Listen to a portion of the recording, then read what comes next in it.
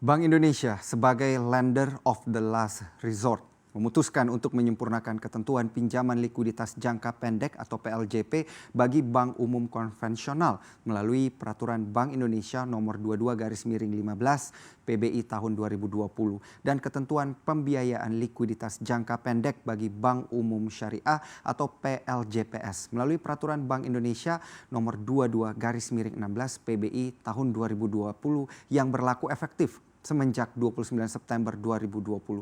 Penyempurnaan ketentuan mengenai PLJP dan juga PLJPS ini dilakukan sebagai upaya memperkuat stabilitas sistem keuangan di tengah tingginya tekanan terhadap perekonomian nasional dan juga stabilitas sistem keuangan sebagai dampak dari pandemi COVID-19. Bagaimana sebenarnya kondisi perbankan tanah air dan bagaimana aturan ini bisa membantu stabilitas sistem keuangan di tengah pandemi? Akan kita ulas dalam obat kuat likuiditas bank. Nah, kalau yang namanya obat kuat memang kita tahu bahwa efeknya tidak jangka panjang atau tidak selamanya. Tapi diharapkan bahwa obat kuat ini yang dilakukan oleh Bank Indonesia kemudian bisa menyelamatkan bank juga dalam jangka waktu yang pendek. Minimal sampai tahun 2021 begitu untuk mempertahankan ketahanan dan juga rasio-rasio perbankan yang sudah diukur. Nah, kemudian inilah alasan-alasan dan juga urgensi dari PBI nomor 22/15 dan juga 16 PBI nomor tahun 2020 di mana yang pertama tentunya untuk mengantisipasi dampak dari COVID-19. Kita tahu bahwa kondisi ini kemudian menekan ekonomi Indonesia yang lebih banyak kemudian didominasi oleh daya beli. Nah, daya beli masyarakat ini banyak yang sedang ditahan dan juga terpukul. Sehingga tentunya apabila mereka atau Anda begitu yang melakukan kredit kepada perbankan ini bisa saja begitu menjadi salah satu nasabah yang kemudian meningkatkan angka NPL perbankan. Nah, inilah yang sebenarnya ingin diantisipasi dan juga sebenarnya sudah terjadi di beberapa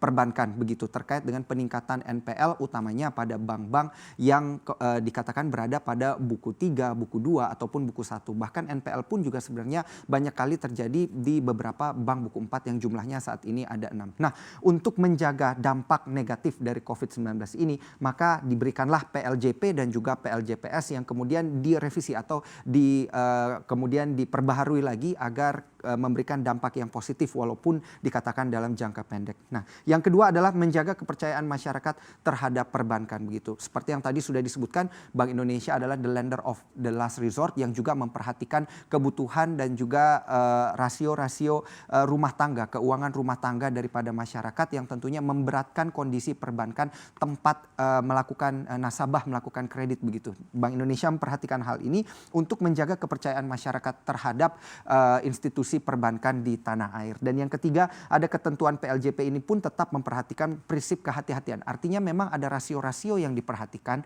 dan juga ada rasio-rasio yang tidak boleh kemudian dilanggar begitu. Apabila tentu rasio ini sudah tersentuh, rasio yang dikatakan lampu kuning ataupun lampu merah, angka-angka rasio perbankan yang sudah tersentuh, ini tentunya nanti akan dilakukan pemutakhiran lagi oleh Bank Indonesia. Nah, mari kita lihat selanjutnya pokok penyempurnaan. Poin-poin apa yang seharusnya diperhatikan oleh lembaga-lembaga perbankan begitu yang berada di bawah Bank Indonesia untuk mengambil fasilitas PLJP dan juga PLJPS ini. Nah, yang pertama adalah penyesuaian suku bunga PLJP dan juga nisbah bagi hasil yang dikatakan akan tetap berada di kisaran 80%. Nah, suku bunganya seperti apa? Suku bunga PLJP dan juga PLJP ini diberikan nanti adalah sesuai dengan likuiditas begitu, sesuai dengan nilai daripada kredit perbankan yang berada di kisaran 4% atau suku bunga kredit atau lending facility rate yang kemudian ditambahkan dengan 100 basis point begitu untuk suku bunga daripada yang akan kemudian diterima oleh perbankan. Dan yang kedua, ini adalah perluasan atau penambahan agunan. Nah, agunannya itu seperti apa yang boleh diberikan bank kemudian kepada Bank Indonesia. Yang pertama adalah aset kredit atau pembiayaan yang tidak lagi harus sepenuhnya dijamin oleh tanah dan juga bangunan dan atau tanah. Dan yang kemudian poin yang kedua adalah aset kredit pembiayaan kepada pegawai. Yang ketiga, aset kredit atau pembiayaan yang direstrukturisasikan dalam rangka stimulus COVID-19. Dan yang keempat adalah agunan lain milik bank atau pihak lainnya. Nah, yang perlu diperhatikan di sini adalah salah satu syaratnya adanya tempo begitu ya, di mana untuk aset-aset dan juga untuk agunan-agunan yang akan diberikan bank kepada Bank Indonesia ini tidak boleh dalam masa restrukturisasi atau belum boleh belum pernah direstrukturisasikan dalam 2 tahun terakhir ini. Sehingga syarat-syaratnya adalah keempat poin yang berada di poin nomor 2. Dan yang poin yang ketiga adalah percepatan mengharuskan bank melakukan penilaian dan verifikasi terhadap agunan. Nah, inilah 3 poin yang harus diperhatikan terkait dengan pokok penyempurnaan PLJP dan juga PLJPS pada aturan yang terbaru. Nah, kalau kita melihat peraturan-peraturan ini tentu kita menjadi bertanya-tanya sebenarnya profil likuiditas perbankan itu seperti apa sehingga membutuhkan obat kuat. Secara keseluruhan OJK menilai sebenarnya kondisi likuiditas perbankan di Indonesia ini baik-baik saja atau masih dalam rasio-rasio yang aman begitu. Karena kalau kita lihat rasio intermediasinya walaupun kreditnya ada penurunan secara year on year di sini 1,04% di Agustus, di September kemudian di 0,12%. Ini juga secara year on year dikatakan masih cukup aman terkait juga dibandingkan dengan dana pihak ketiga yang masuk. Dana pihak ketiga yang masuk secara year on year di sini 11,64%, namun meningkat begitu ya di masa pandemi ini di September 2020. Tentunya ini akibat masyarakat yang kemudian menahan daya beli dan kemudian lebih banyak menabungkan atau mengamankan asetnya. 12,88% yang terbentuk di September 2020. Loan to deposit ratio-nya memang ada penurunan tapi tidak signifikan dari 85,11% di Agustus, di September menjadi 83,16%. Masih bisa kemudian dilakukan langkah-langkah penyelamatan bagi perbankan. Risiko kredit di sini walaupun memang turun NPL-nya begitu non performing loan secara gross dari 3,22% ke 3,15, secara net di sini dari 1,11% ke 1,07%, yang dimana artinya untuk kredit macet ini di bulan Agustus ke September ada perbaikan begitu ya dari 1,11 ke 1,07%. Rasio permodalan pun juga dikatakan meningkat dari 22% ke 23%. Begitu juga dengan risiko likuiditas begini yang terlihat di 145,2% untuk September. Profitabilitas juga terkait dengan laba yang perlu diperhatikan oleh perbankan menjadi 18,36% koreksinya.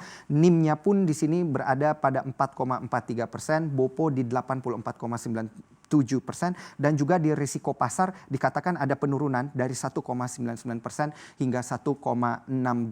Rasio-rasio ini dikatakan juga oleh OJK dan dunia perbankan masih mampu untuk diantisipasi dengan beberapa kebijakan-kebijakan tentunya yang akan dikeluarkan oleh Bank Indonesia. Salah satunya adalah untuk PLJP dan PLJPS ini. Di slide yang terakhir kita melihat kebijakan menjaga likuiditas selama pandemi.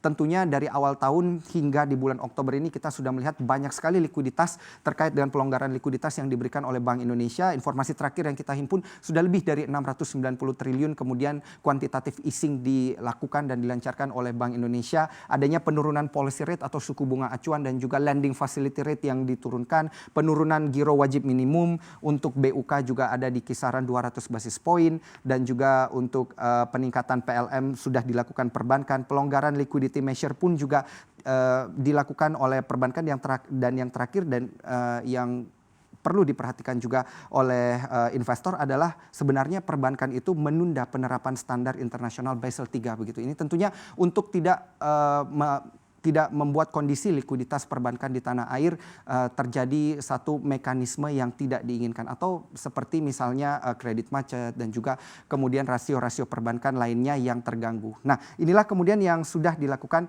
oleh Bank Indonesia dan juga OJK begitu untuk menyelamatkan dan juga menjaga kondisi likuiditas di tanah air di kuartal keempat ini. Selanjutnya tentunya kita melihat langkah apa lagi yang dapat dilakukan oleh Bank Indonesia dan juga OJK untuk kemudian menahan pergerakan daripada pasar yang dikatakan cukup pesimis begitu di tengah kondisi pandemi COVID-19.